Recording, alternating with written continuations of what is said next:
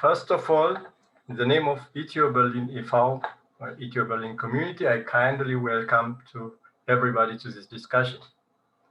As you know, Ethioberlin is an association of mostly Ethiopians living in Berlin. We founded this association in 2014 to offer our children opportunities to engage with culture, language, and sport. This year we added a discussion series. We are interested in peace and democracy. We are also very happy and fortunate to have found with the Friedrich Ebert Stiftung a partner that is well experienced in this exercise. Today is the second event in series of 3. We will continue this discussion in August. Hence, we thank Ulrich Thum and Sven Eickhoff for their time and kind support in preparing this event. We also thank the Berliner Landeszentrale für politische Bildung for their financial support. And it is our honor to have one Dr. Fekadu Bekele and PhD candidate Jalale Getachew Beru as panelists to discuss the election in Ethiopia. Ethioberlin member and today's moderator, Haile Mengisha, will introduce them. Thanks so much. Have a good evening. Thank you very much, Tadesse. My name is Ulrich Thum from the Friedrich Ebert Stiftung. We are here in cooperation with Ethioberlin. It's, as Tadesse already mentioned, it's the second edition of this discussion. One took place before the elections. The theme of today's discussion is titled, Can elections in Ethiopia be considered as democratic? I think it is a very important topic. The world has been looking at Ethiopia in the last months. It has also been waiting for elections in Ethiopia. They've been postponed twice and now finally taken place in most of the parts of the country. Some of the places have also had to be postponed. And I think it's a very important question. And I would ask us also to look at this question, can the elections be democratic, also in a bit of a wider way? That means to position these elections which have been taking place in the last few days within the recent political development of the country, which was definitely not an easy one and was also fraught with a lot of challenges. And secondly, also see these elections within the process of democratization and development towards a more pluralistic society in Ethiopia. So how can outcomes of this election or the process of elections be seen as a basis for further inclusive development in the country? That's something we're very interested in. That's something we hope to see. And yeah, we also look at these developments very closely and not without concern sometimes. I'm looking forward for a very lively discussion, which gives us not only insight in what has been happening in the last days, but also in the political scene in Ethiopia. We hope that this is not a last event, that we'll have a further event after that, and we all actually looking forward to actually see each other face to face, that after this pandemic we can actually come together, have a lively discussion where we can actually see and hear each other in the same place. And yeah, hoping so, I hand over to our moderator, Haile, today. Jalali, what do you think? Are these free and fair and inclusive elections, taking into consideration that completely one state like Tigray is excluded from the election, as you know, and some politicians, party leaders are jailed, especially like Iskender Nagga, a very prominent figure, well-known, who's always doing peaceful struggle, could not attend this election. And some parties in Oromia, like OLF and of Marara Gudina party, boycotted the election. So would you think that this election is all-inclusive? Could you compare it with other elections in the past? Thank you. Yeah, thank you very much for the question. So in order to answer this, we have to see where our country is. So currently Ethiopia is under democratization process, which means the country is not a democratic country yet. So this means this election is not fully free and inclusive. The last election, I mean. So when we see each party, we observe different facts. For instance, when we see specifically Iskender Nega, because of his legal team, he brought his case to the election dispute resolution institution to the court. So finally, he was admitted to participate in this election.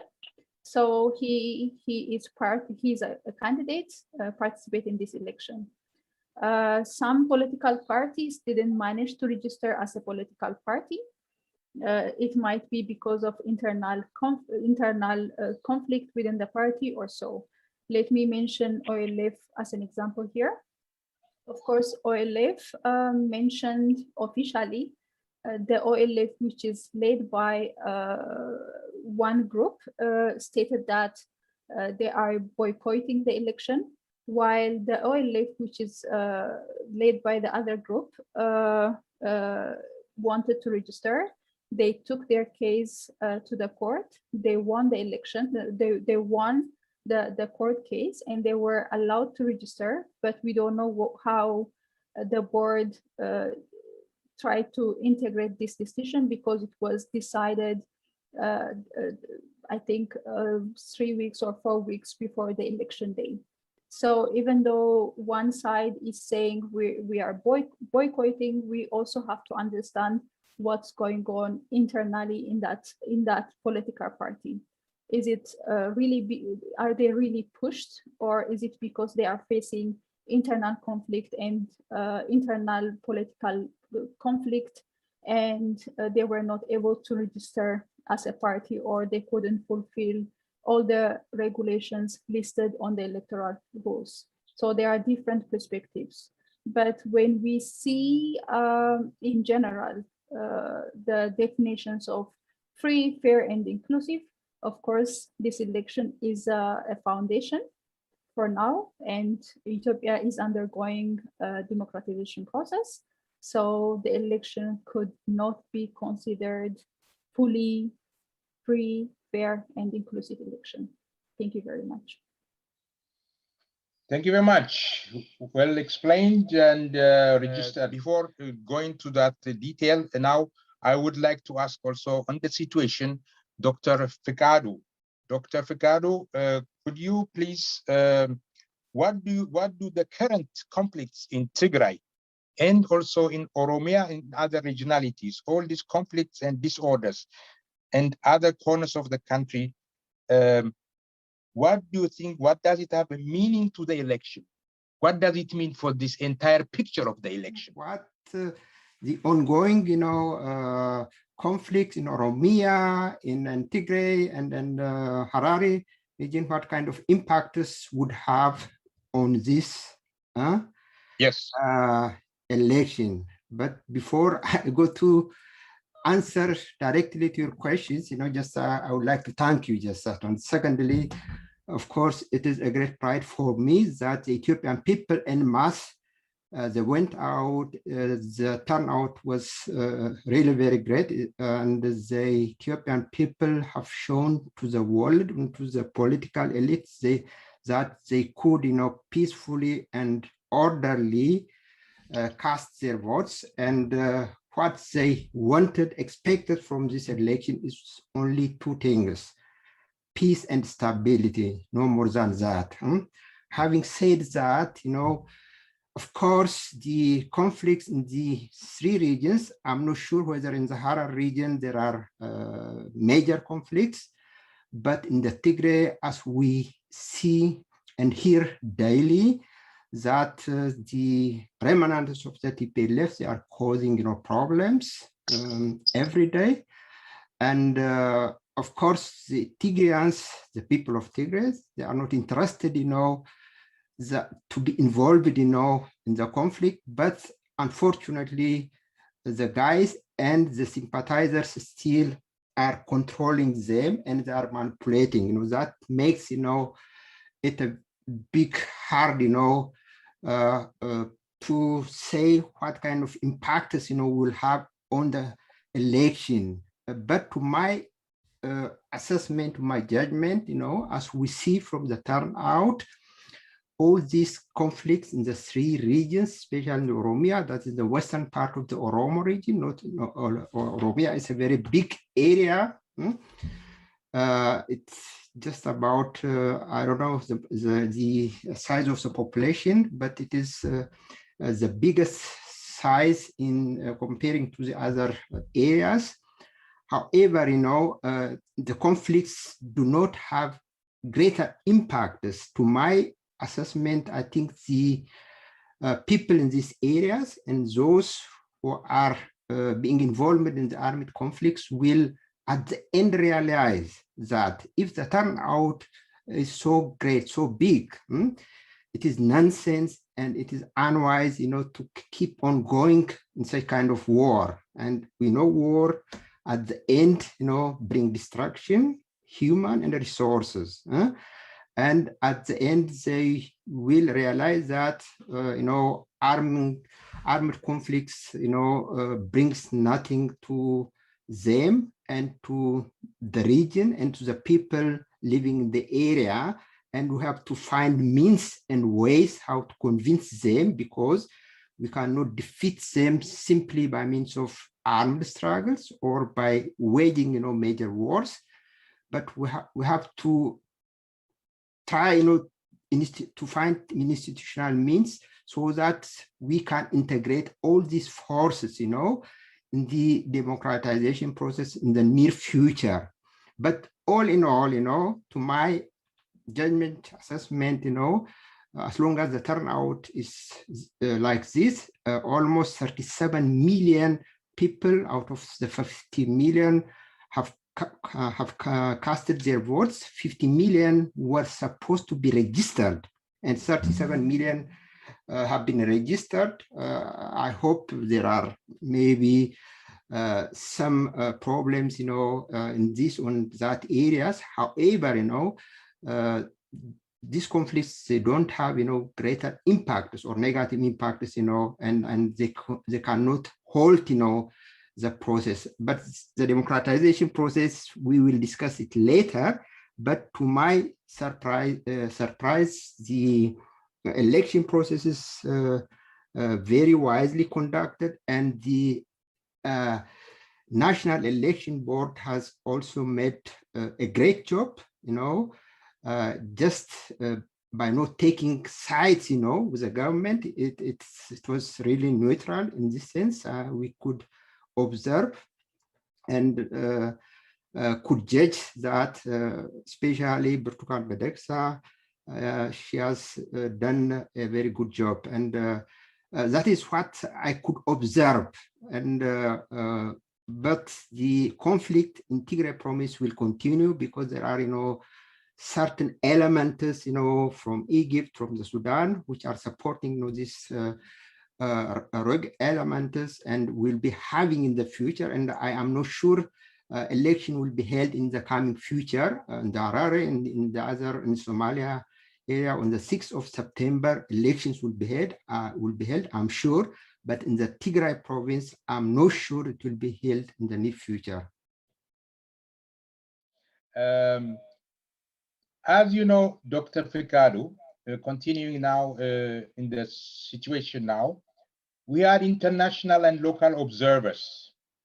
Unfortunately, the well-known observers who were the development partners like European Union and the US did not send their observers, which is very unfortunate.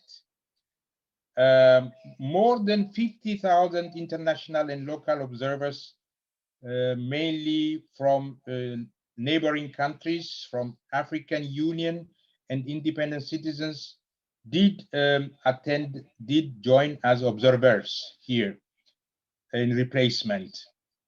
Now, it's very interesting for me to know what is your assessment, Dr. Picado? What did, even though it is a short time after the election, you might have heard the opinion of these observers. Do you have any information we can provide us concerning what they felt about the whole situation? Thank you. Yeah, the international observers from the EU and other international organizations said the elections were free and fair.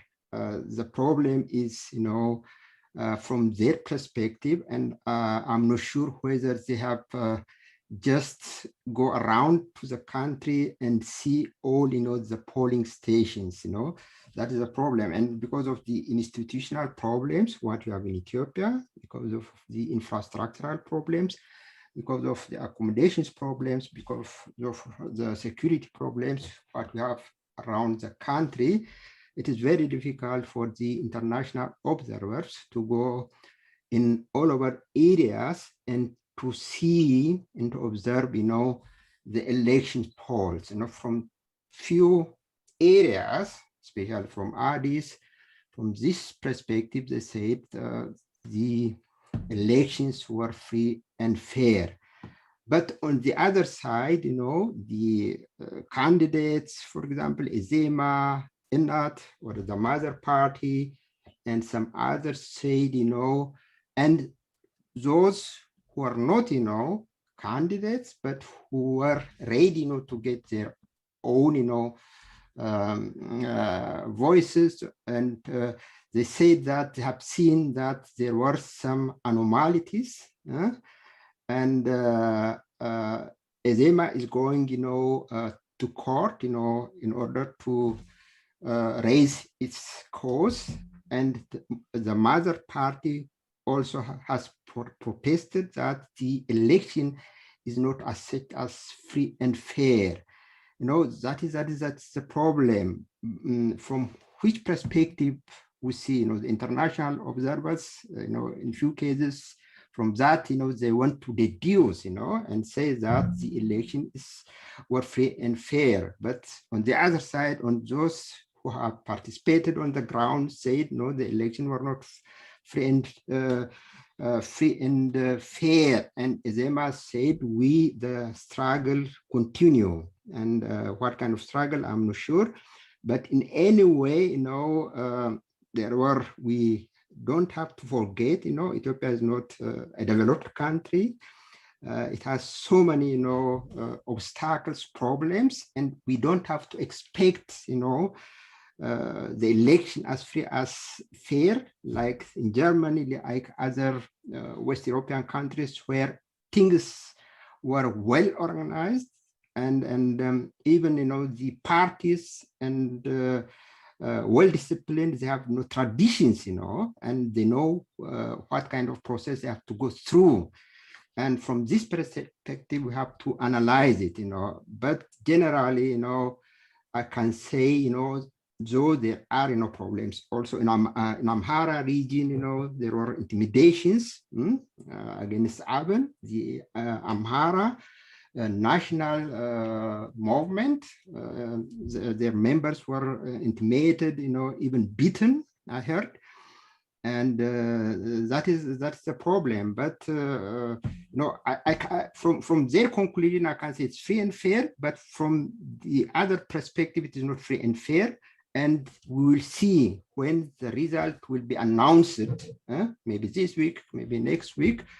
And if the winner is known, then maybe we will see and hear many challenges, whether Ethiopia is in a democratization process, I'm not sure, because there are so many problems, difficulties, not from the governing side or from the government side, but, it must be seen from all perspectives, from all participants, whether they understand, the Ethiopian problems, the political, economic, social, and other problems, and how we could manage under this kind of circumstances. That is my assessment. Okay, thank you. I can assume, of course, to have a total picture or compromise completely, we need to wait till the electoral board announces the result, and this could be finally evaluated after that. But I think for the time being, your assessment is like that, and maybe Jalele, the electoral board of Burtukan Medeksa, who's the lead of this national electoral board, has disclosed 46 political parties and more than 9,000 candidates have competed in these elections. Comparing to the past elections in Ethiopia, what does it mean? Does it mean it's democratical now? Yeah, it's now I can explain why I said whether this election is democratic or not. Now I have a chance to explain that. So in order to answer this question, the question of whether the current election, how democratic is the current election, we need to define democracy first. So as you all know, a direct translation of the Greek word democracy is ruled by the people. So election is one of the two which allows the people to rule their country by choosing or by electing their rulers or leaders or the government. So it's one of the tools. In order to achieve this, in order for the people to participate on election, two elements of democracy are very important.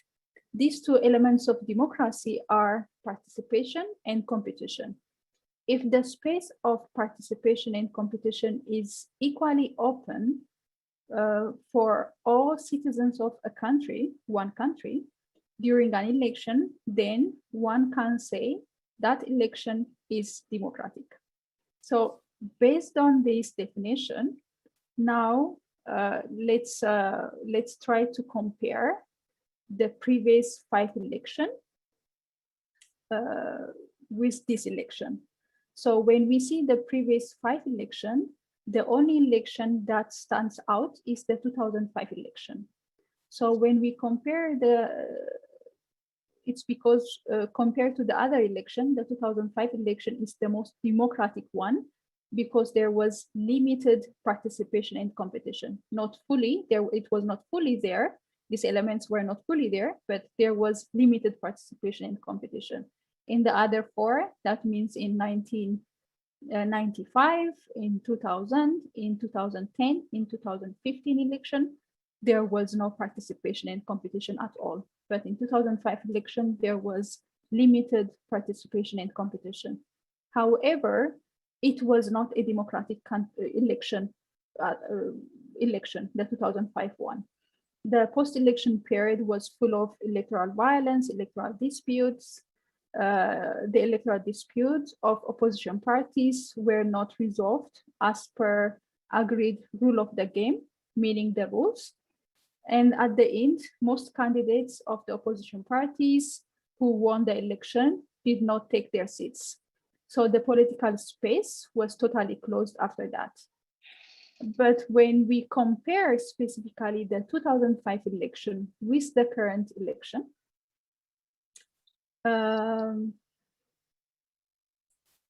for the space for participation and competition seems to be better than the 2005 election, meaning that on Monday or before that, election is not a one-day event. So when we see the whole process of election, the participation and competition space was much more open. It was not, there was some limitation, but it was better than the 2005 election. However, this election is also not fully democratic one because there was a limitation. Some political parties couldn't participate. On election day, we have observed, or we have the opposition parties also claim different intimidation. candidates being arrested and so on. So because of this, it's not fully democratic one. There was some limitation of participation in competition, but since the country is just started the democratization process a couple of years ago, it's a good start. It's important to build on this election so that the next election could be fully democratic or a much better democratic election. However, since we are still in the post-election period, we still need to wait and see events like electoral disputes and how these disputes will be resolved. Because if you remember the 2005 election, up to election day, it was fine. There was some electoral violence on election day and pre-election day. It was compared to other times, it was okay. But all the disputes, all the election violence and all the intimidation were open during the post-election period.